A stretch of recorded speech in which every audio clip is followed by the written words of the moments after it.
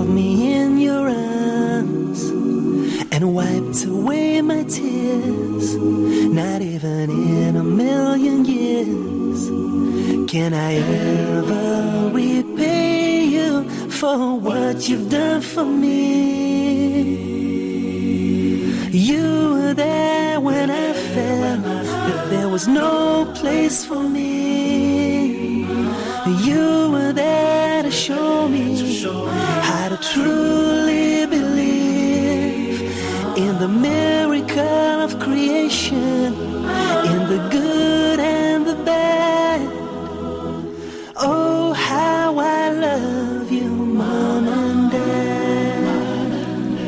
Bismillah, wassalamu alaikum wa rahmatullahi wa barakatuh, and welcome back. I am Nazir, son of Nasib of the family Al-Mujaahid, and one of the co-founders of OutstandingMuslimParents.com, and excited to be with you here again from Huda TV on our program Outstanding Parents, where this is the zone we encourage parents to become outstanding. Because who wants to be average? Especially when you understand that average is nothing but the top of the bottom and bottom of the top. Okay? Well, alhamdulillah, today we have some more tips for you. Now, we understand that tips are almost like shortcuts sometimes. That's where you can go ahead and grab a tip, you can grab something that you like, and you can find that you can implement it very quickly and easily and be consistent with it. So we have a few more exciting tips that can make a huge difference over time once you take advantage and implement them with your family.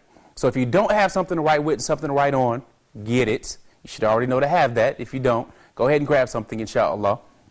And we'll go ahead and get started. So we're going to talk about 10 or so more tips today. It's about a dozen today. Number one, another thing to really focus on with our children, again, it's not that we give them a whole bunch at one time or a large set of things at one time, but it's the little things done over time that lead to success, if you will. When we talked about the slide edge philosophy and doing this thing over time, leading up, as opposed to not doing it or doing something destructive over time leading down. Okay, so the first thing I'm going to suggest is regarding a hadith. To teach your child an Islamic science, maybe once a week, okay, or once every other day, totally up to you, but teach them something from the sciences of a hadith.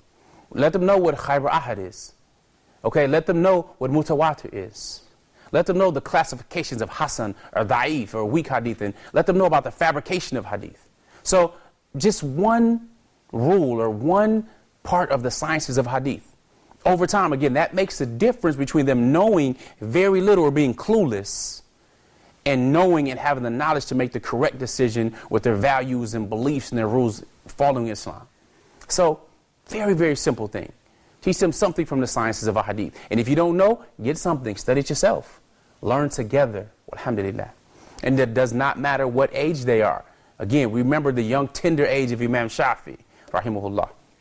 Now, number two is a relaxation exercise.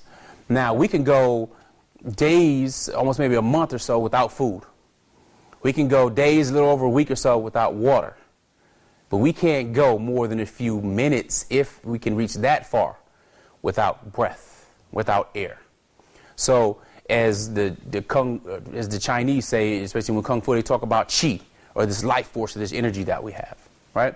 Well, there's a breathing exercise that helps moves the lymph throughout your body. It only moves by breath and the moving of your diaphragm. So I want to teach you a quick breathing exercise that your entire family can do. Not only help you relax, but it also recharges and energizes the cells throughout your body.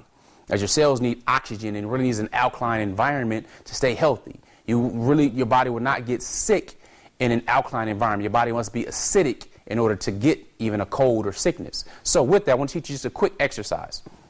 And just remember these numbers. It's 1-4-2. 1-4-2. So, for example, I'm going to inhale, and I'm using this 1-4-2 number, let's say 5 seconds. I'm choosing 5 seconds. I'm going to inhale on the count of 1, which is 5 seconds. And then, so that's 1 is 5. 4 times 5 is 20. I'm going to hold it for 20 seconds. Then I'm going to exhale for 10. Now, it's best to sit down and be relaxed with your feet down and so on, or with your back up and hands maybe on your thighs.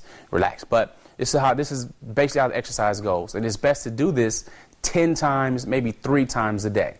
You can do it with the children. It's almost a form of meditation, but it really clears and moves the lymph through your body, but it clears a lot of toxins out even. So Nevertheless, let's get into the exercise. All right, now pay attention. 1, 4, 2. It's hard to do it and talk. So let me be quiet and demonstrate. I'm going to inhale for a count of 5. And when I'm inhaling, you have to breathe properly. Breathe through your abdomen, your lower part of your lungs. You want to get oxygen air in all your entire lungs. So you don't, when they say take a deep breath, your shoulders shouldn't go move in like that. That's not proper breathing, okay? You want to breathe into your abdomen. So as I'm taking a deep breath in, you didn't see my shoulders move. Now, this is what we do. 5 seconds, I'm going to breathe, controlled breathing into my abdomen.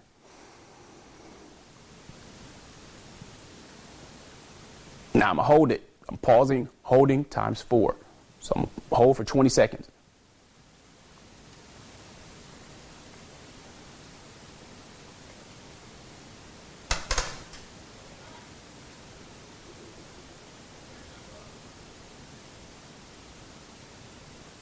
I'm going to exhale for 2, which is 10 seconds.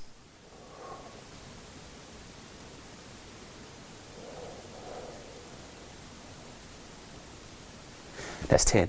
And breathe all the way out. You do that 10 times.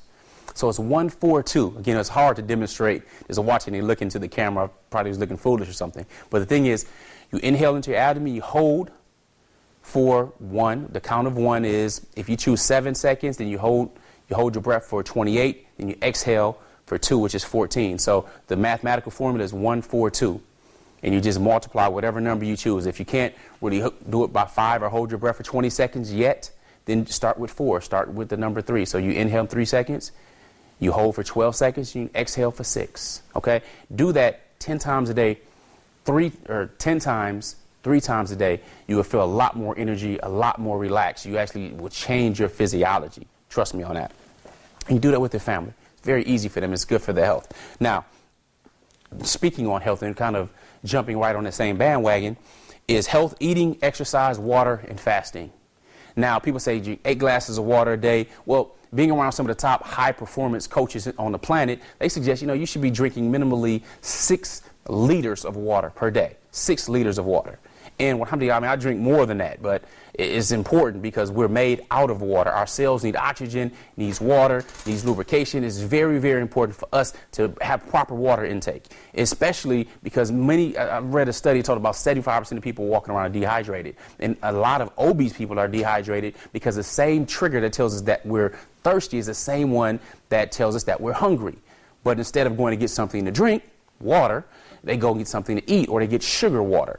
Sodas and all kind of other stuff with lots of sugar and stuff in it. That's not necessarily good for our bodies. Okay, so drink more water is the health tip, but do something on a weekly or daily basis with your family to increase your family's health. What goes into their bodies? Make sure you're not putting monosodium glutamate or MSG in your foods, or make sure you don't have GMOs, genetically modified organisms that you think are food that you're eating that aren't food.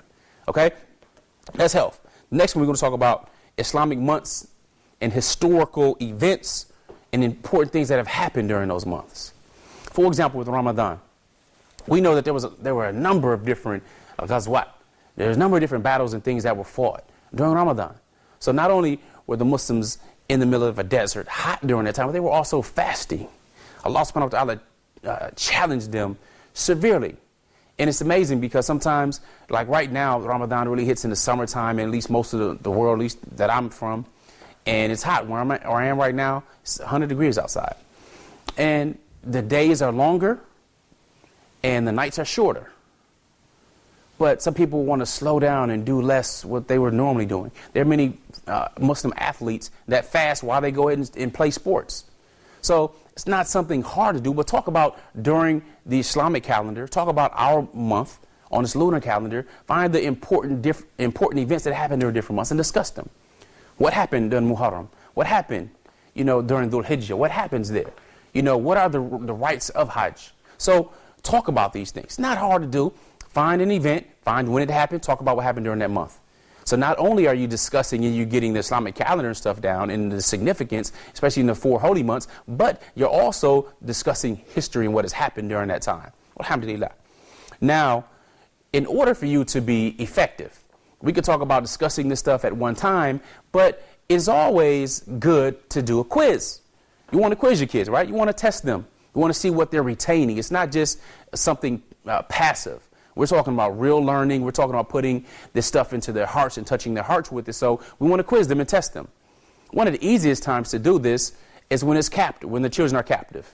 Captive meaning they're at a table eating, they're in front of us, they're with us doing something. You just casually ask some questions. You could do it like that. Or you could do it a specific day a week or a day per month, whatever fits you guys' schedule the best. But have some type of quiz. Choose the different things that you go throughout the week or that you've discussed and put down the answers of what they've learned from them. It doesn't have to be a true or false or just a right or wrong answer, but ask them about the lessons they learned from it. Ask them about the different things that they can apply to their lives right now, or what have they applied that they've learned since they've learned it. SubhanAllah. Very, very effective to do a bowl or a quiz or a test. All right? Now, here's another one that children tend to always be interested in.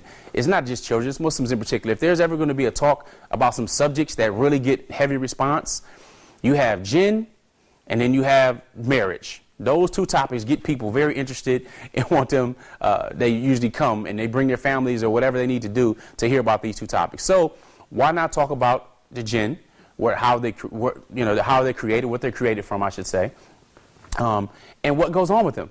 I mean, there's a surah in Quran called the jinn. What's going on with the jinn? Not all jinn are bad. We're not saying just only about shaitan or the shayateen. So talk about the jinn. Good jinn, bad jinn. Talk about what we know of them. Talk about exorcisms, the different types of jinn. What about how Prophet Sulaiman alayhi salatu wasalam was having jinn work for him?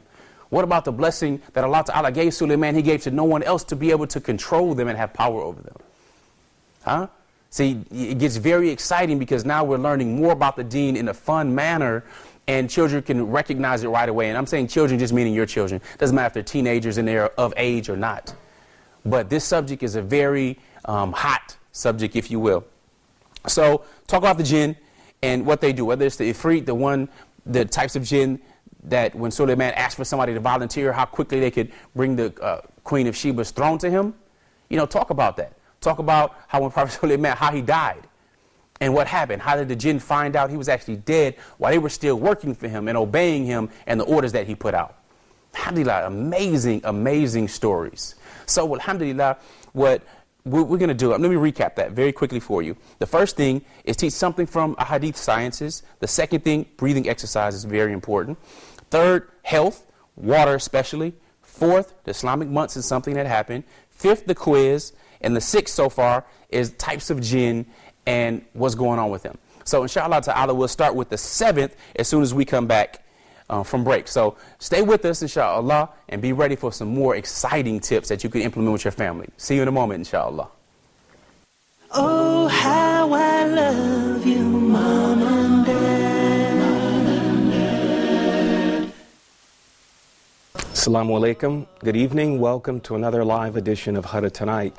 This program provides some of the latest news and information from around the Muslim world and also discussions about topics that are important for Muslim life.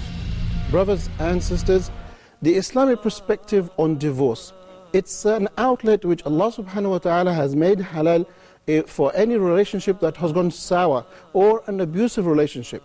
But this principle of divorce has its rules and has its procedures. For our first news item for the news segment tonight, we're going to go to the United States, the state of Kansas, the Muslim community there in the United States, the state of Kansas. The city is Kansas City. Talk is communication. In order to communicate, you have to make sure that exactly you tell or you told the other or the partner the real thing about yourself. Tonight we're going to talk about, inshallah, Abdullah ibn Abbas. And what I wanted to start off with, you know, we all know that he was very young when the Prophet ﷺ passed away. So let's start from the beginning, from his youth. Time is very important and precious. Many of us in our youth and the Muslim Ummah doesn't know the value of time. And even if we think we know, sometimes we face difficulty and challenges understanding and managing your schedule on a daily basis.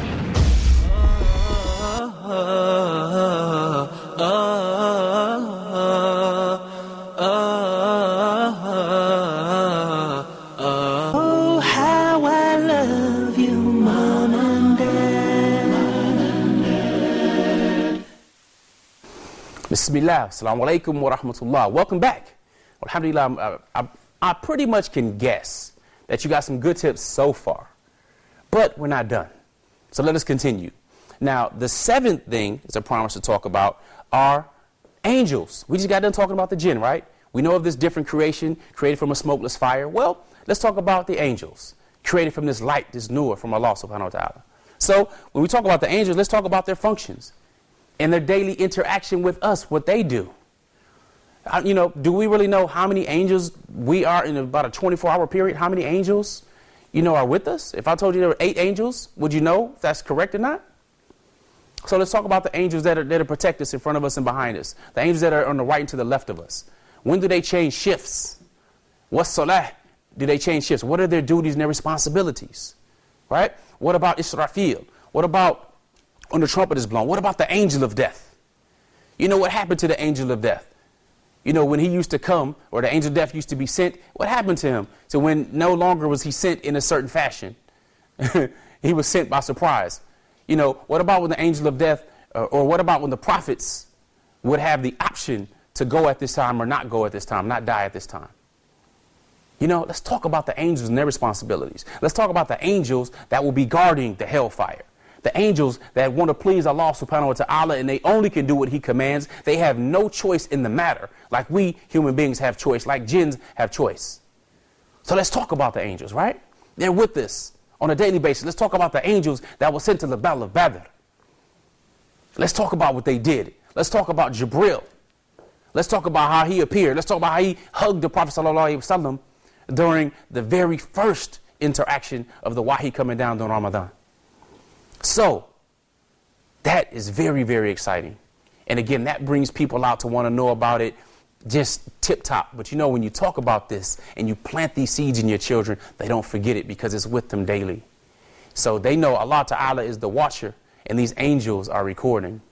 SubhanAllah. Next, let's talk about a major issue in history, in Islamic history. A major issue. And when I say issue, I'm meaning a challenge in Islamic history. Because, like I mentioned before, we can talk about the good things and the glory days of Islam, but we also must be aware of the things that caused the downfall of the Muslims. So, with that, we must look at a major thing that happened in Islam. Let's talk about, for example, what happened why were the doors of Ijtihad closed? What happened? As many people consider that, the first real issue in the decline of the Muslim mind and progress. So, was it? Is it? What happened? Let's find out. Let's talk about it. Discuss it with our family. Have them research. Go through it. Let's talk about Al-Andalus. The high and the peak and the beauty of it. Well, how did it start? What happened? What was going on in the Muslim world that caused the brother to leave and not get killed with the rest of his family and change stuff up in Al-Andalus? And built it to beauty, but how did it fall so quickly? What happened? So, subhanAllah. Let's talk about the division. Division within the Ummah. Let's go and find out what happened during the time of the companions, during the fighting that went on. When the fighting occurred in the Haramain, in Masjid al-Haram. Let's talk about the assassination of Umar bin al-Khattab, Uthman bin Affan, or Ali ibn Abu Talib. May Allah subhanahu wa ta'ala be pleased with all of them, and Hassan and Hussein. What really happened? What's going on? We need to know about these things, right? So let's find out. Let's discuss it. Let's not leave our children try to find out about it on their own and get the wrong idea. That wouldn't be wise. That's not, us providing them guidance. Let's do what we can to find out and know and transfer the information, encourage them to study and be critical thinkers as well. Alhamdulillah. Let's talk about the companions. Let's find out and study about them. What about Abu Bakr as-Siddiq? Radiyallahu ta'ala anhum. What about him? What about people thought that Abu Bakr as-Siddiq was very, very soft? Even his daughter, Aisha. It's like, no, don't have Abu Bakr lead the salat. What about Umar? And the Prophet said, no, Abu Bakr. They thought he was soft, but after the Prophet sallallahu alaihi wasallam died, who was it that brought things together? When Umar bin al-Khattab was in the classic phase of denial, saying if anybody says that the Prophet sallallahu alaihi wasallam is dead, off with their head, I'll kill them. What happened? Who calmed Umar bin al-Khattab down? Who was going to challenge Umar? Abu Bakr. Abu Bakr came out, reminded him, saying, so if your messengers are killed or die or are killed, are you going to turn on your heels from this deen?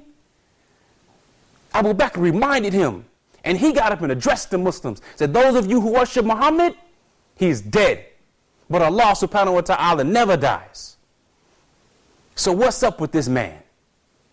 The one who fought two fronts. After the Prophet ﷺ died as the Khalifa to Rasulullah. Abu Bakr as-Siddiq. 2 years. Find out about him. What happened? What about Omar was coming and said, yo, you know, they're not paying us zakat and this and that, but we want to wear ourselves thin and so on. Abu Bakr, he stood up. He held it down. He had it strong. So find out about him. His characteristics, his sweetness. How he was as-Sadiq. Radiyallahu ta'ala anhum. Find out about Umar bin al-Khattab. Where he came from. Why the Prophet ﷺ had made dua asking for a strengthening of this deen between these individuals. And Umar bin al-Khattab was one.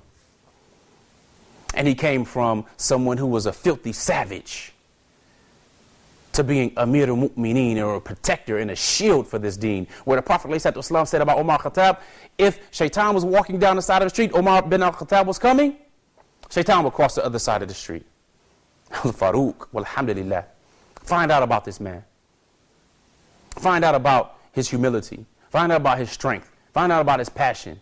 Find out about how these individuals who are of the first generation, where the Prophet ﷺ said, this is the best generation, and those that follow them and those that follow them.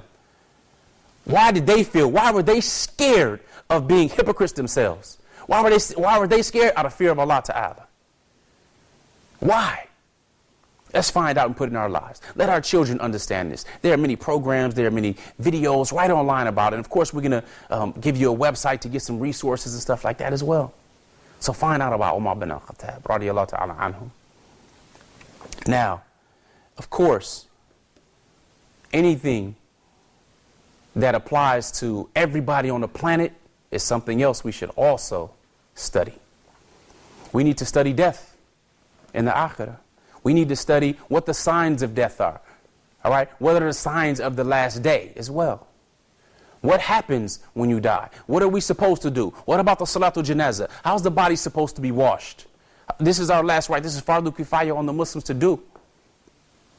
So let's talk about death from when the ruh comes out of our body, how this angel that we talked about, or that we should be discussing with our children, comes and takes the ruh from our body. And inshallah ta'ala takes it out and comes out like water, submitting to its Lord. We want our ruh to be the blessed one, not the one that gets ripped out. May Allah ta'ala make us successful and grant us Jannah and grant us forgiveness. So we want to find out about death and the journey that our soul is going to take.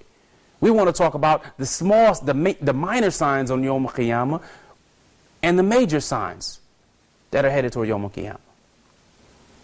This is the reality for all of us as we all will go. We all face this journey. Surely as I'm talking to you now, somebody was living 100, 200, 300, 1,000 years ago over this same spot who is no longer here. And we'll face that same journey. But may Allah Ta'ala make us successful in that journey. And our children and our family and our loved ones successful. And these seeds that we plant right now while we are living to benefit us after we are gone. Because surely we know only 3 things benefit you after we're gone. Money that you spent that continues to benefit the people. Charity or information, that's charity. The knowledge and information that you left that continues to benefit people. And a righteous child that prays for you. So that righteous child that you're planting seeds in right now, that you're teaching about death. The righteous child that you're saying, you know what? Hey, these are the 3 things that follow you after you die. And they remember. And if you pass before them and they are righteous, they make dua for you.